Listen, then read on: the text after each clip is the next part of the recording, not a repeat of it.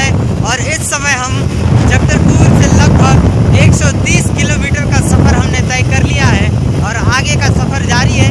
हालांकि इस सफ़र के दौरान हमें बहुत खूबसूरत जगह देखने को मिल रहे हैं, चारों तरफ पहाड़ है, सुंदर वातावरण देखने को मिल रहा है। प्रभु का वचन भी साथ है, क्योंकि यदि तुम धूप से भी होकर चलो तो कोई चीज़ ऐसी नहीं है जो तुम्हें झुलसा सके, वो चीज़ हमारे साथ है। और हमें अप्रैल का महीना है, चिलचिलाती धूप होती है, लेकिन हमारे साथ प्रभु का वचन है और हम आसानी से उस स्थान तक जा रहे हैं। इस समय हम छोटे डोंगर के मार्ग में हैं और आप देख सकते हैं कि किस तरीके से प्रकृति ने बस्तर की सुंदरता को रचा है। चारों ओर पहाड़े हैं, पहाड़ों के बीच से ये जो रास्ता है ये हमको छोटे डोंगर के आगे से होते हुए ओरछा लेकर जाएगा, जहाँ तक हमको जाना है। और निश्चित रूप से यहाँ की जो सुंदरताएं हैं, यहाँ का जो वातावरण है वो काफ़ी मनमोहक है। बहुत अच्छा लग रहा है इस वातावरण में, क्यों और ये जो सफ़र है ये काफ़ी मज़ेदार सफ़र है, बहुत मज़ा आ रहा है। क्या कहना चाहेंगे पास्टर साहब आप? मुझे तो ये सफ़र बहुत ही अच्छा लग रहा है और सबसे खुशी की बात यह है कि हम लोग जिस उद्देश्य के लिए जा रहे हैं वो उद्देश्य हमारा पूरा होगा। वो तो होगा, ताकि हम उस कोने तक जो मत्ती रचित सुसमाचार उसके 28 आयत में लिखा है कि मैंने तुमको भेजा है, तुम जाओ, और हम उस उद्देश्य को लेके निकले हैं ताकि हम उस मंजिल तक पहुंच सके और लोगों को प्रभु के विषय में बताएं और उनको प्रभु में शामिल कर सकें। ऐसा अवसर हमको मिला, इसलिए हम परमेश्वर का धन्यवाद करना चाहेंगे, क्योंकि वो बहुत से ऐसे कम लोग होते हैं और बहुत कम लोग हैं जिनको ये अवसर मिला है। हमारे बस्तर ज़िले की बात की जाए तो हमारे बस्तर ज़िले में ही ऐसे बहुत से कम नागरिक होंगे जो इस स्थान तक पहुँचे होंगे। क्यों, सही बोल रहा हूँ? सही है, सही है। लेकिन प्रभु ने हमको चुना है उसके कार्य के लिए, तो मैं परमेश्वर का धन्यवाद करता हूँ, क्योंकि उसने अपने कार्य के लिए हमको चुन लिया और हमें इस स्थान तक भेजा है और हमें सुरक्षित भेजा है। हम आनंद के साथ उस स्थान तक जाएंगे और प्रभु की आराधना करेंगे। इसके साथ ही मैं आपसे एक सवाल पूछना चाहूँगा। ये जो आप देख रहे हैं, अपने चारों ओर पहाड़ है, शांत वातावरण है, जैसे परमेश्वर के वचन में लिखा है, यदि तुम जाते धूप में जाओगे तो वो छाँव लेकर आएगा, तो उस प्रकार से आप छाँव भी देख रहे हैं, तो क्या कहना चाहते हैं? ये परमेश्वर का वादा उनके दासों के साथ या उनके बेटे और बेटियों के साथ हमेशा बना हुआ है। और बाइबल बताती है तुम जहाँ कहीं जाओ, अगर धूप में होकर के चलोगे तो भी वो तुमको झुलसा ना सकेगी, और बारिश में होकर के चलोगे तो तुम्हें भीगा ना सकेगी। आज हम इस बात को अनुभव भी कर रहे हैं।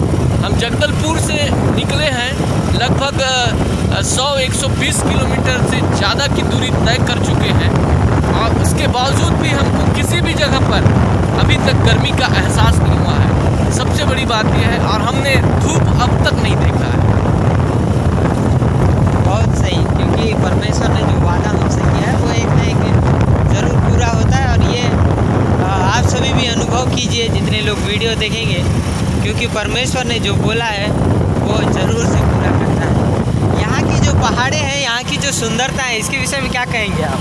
मैं बस्तर की सुंदरता के विषय में ये कहना चाहूँगा, क्योंकि बस्तर ऑलरेडी एक जन्नत से बढ़कर है, एक स्वर्ग से बढ़कर है। और हम देखेंगे जहाँ कहीं भी चले जाएं, बस्तर को परमेश्वर ने अपनी सुंदरता से भरा है। जैसे कि हम गाते हैं, प्रभु महान विचारू कार्य तेरे, कितने अद्भुत तूने बुलाए।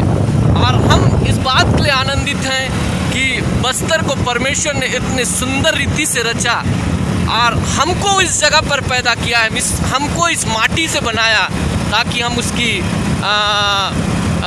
सुंदरता को अपने अंदर महसूस कर सके।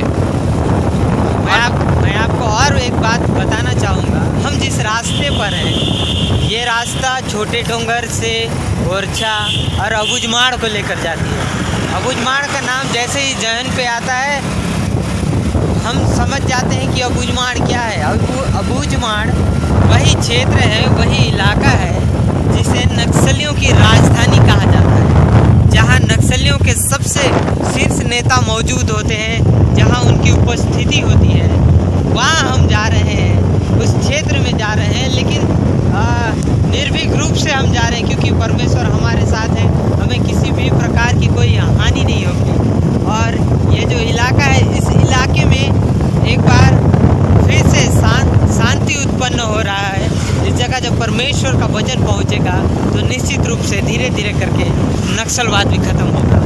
इस विषय में आपका क्या कहना है? इस विषय में यूहन्ना की रचित सुसमाचार में बाइबिल में बताया जाता है, मैं तुम्हें वह शांति देता हूँ जो संसार नहीं देता।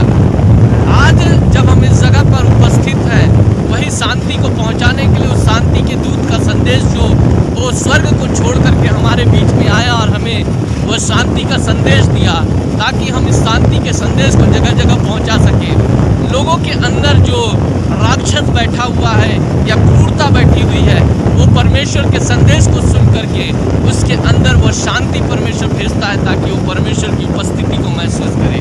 और यीशु मसीह का वह वादा जो यीशु कहता है, मैं तुम्हें वह शांति देता हूँ। यह संसार बंदूक दे सकता है, तोप दे सकता है, हत्या दे सकता है, खून दे सकता है, लेकिन यीशु मसीह है जो हमें शांति देता है। निश्चित रूप से बहुत धन्यवाद आपका।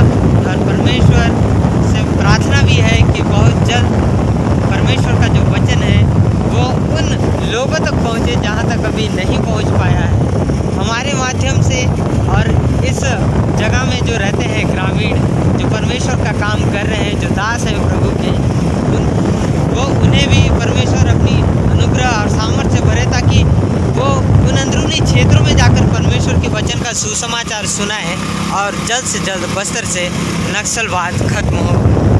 हाँ, हमारी भी यही प्रार्थना है। और हम जब बस्तर के सभी मसीह विश्वासी एक मन एकजुट होकर उपवास के साथ घुटने टेक कर बस्तर के नक्सलवाद के लिए प्रार्थना करें, ताकि उनके मनों में परमेश्वर की शांति पहुंचे और वे इस क्रूरता भरे रास्ते को छोड़ करके परमेश्वर की आराधना में लग जाए। और हमारा विश्वास है कि मसीहों की प्रार्थना से बस्तर बदल रहा है, और यही विश्वास के साथ हम प्रभु के सुसमाचार को पहुंचा रहे हैं। और आज हम इसी उद्देश्य से प्रभु के कार्य में निकले हुए हैं। आमीन। आमीन।